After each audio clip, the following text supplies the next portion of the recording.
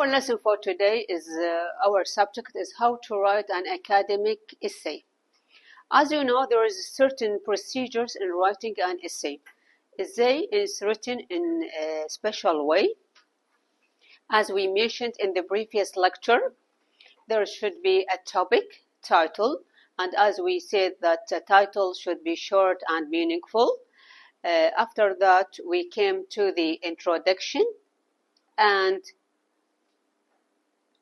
the body, as you see here, the body, and then the conclusion. And somehow we said, as you remember, we said sometimes the author or the writer start his essay with any question, right? And we say this is not easy for most of the writers, but only who have a certain courage to start his article with an essay. For example, as you see here, our lesson or our essay for today is about globalization. Globalization is a concept, as we said, is derived from the word global. When we talk about the globe is a globe that gives us light and sun and is shine for everything. Then when we talk about global, we say the global economy, but we can't say international economy. Why? Because these words mostly come with the global fix. And we have another concept is the globalization. So our lesson for today is the word globalization. As you know, this term, it comes as a new concept after the Second World War.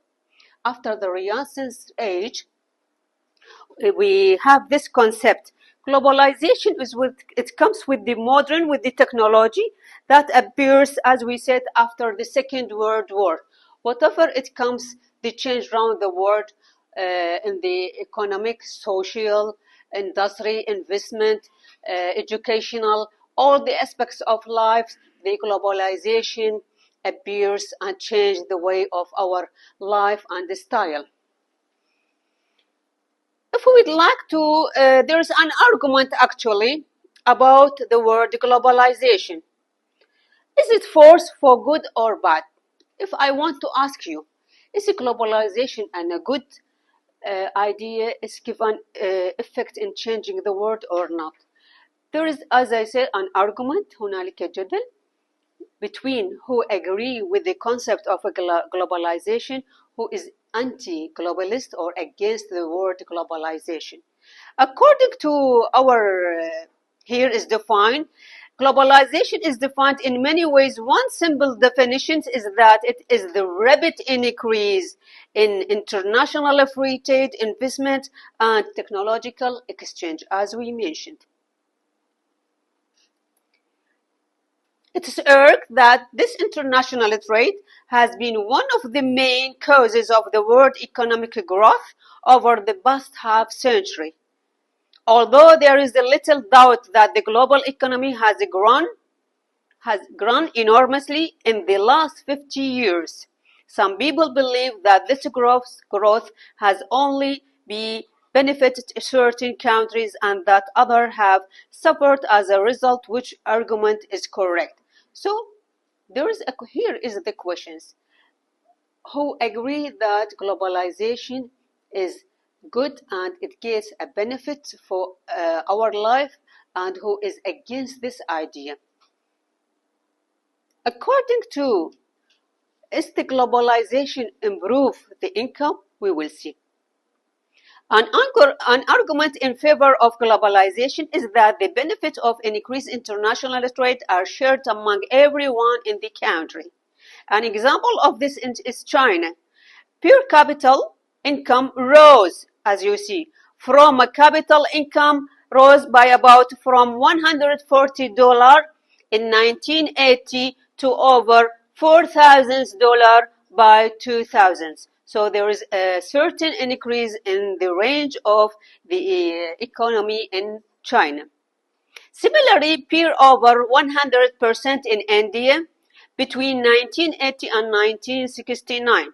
It would appear that countries which they open their doors toward trade tend to become wealthier, more rich. So from that we can see that there is a certain income or an increase in the economy of certain countries. However, these sorts of figures might not be living a true picture. They are average figures, and despite the fact that there has been a substantial increase in income for a small minority of people, the vast majority that have only seen a slight improvement. There is a critic or criticize, maintain that in general, what's the criticism behind the concept of globalization? It is poorer countries which produce and export food, such as coffee, and richer countries which produce and export manufactured goods, such as packing materials. Furthermore, it is the richer countries which control the price of commodities, and therefore farmers may be forced to sell their produce to each terminal in low price and to buy manufacturers' goods as an inflated price. As you know, there is import and export between countries. So the countries which has a rich economy and they have export their products to the countries which they have a lower income, and so there is a certain exchange. If there is development, industrial development occurs within the period of globalization or in the world of the globalization, yes.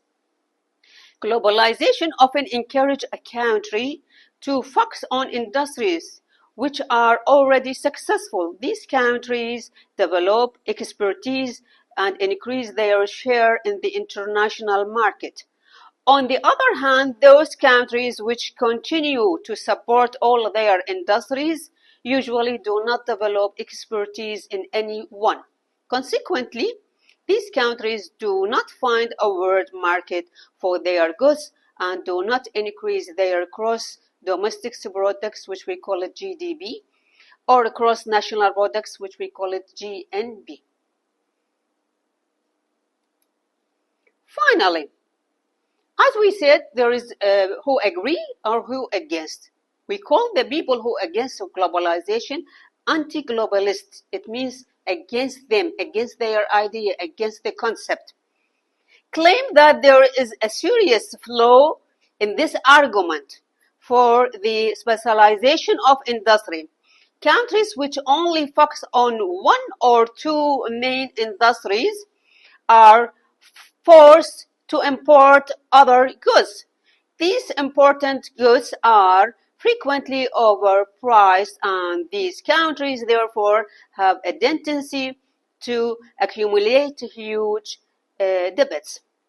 These debts will undoubtedly continue for some time. However, it would seem that a better balance between free trade and fair trade is the answer to the problem of globalization. In globalization, as we say, globalization is around the world, the whole world. But through globalization, we can see the big world as a small village, So it shortens the time, it shortens the space, it shortens the borders, everything. So whether we are with or against the globalization, still globalization as a concept have made many changes in our life. Do you have any questions? Thank you very much. Thank you for your listening. بس صورة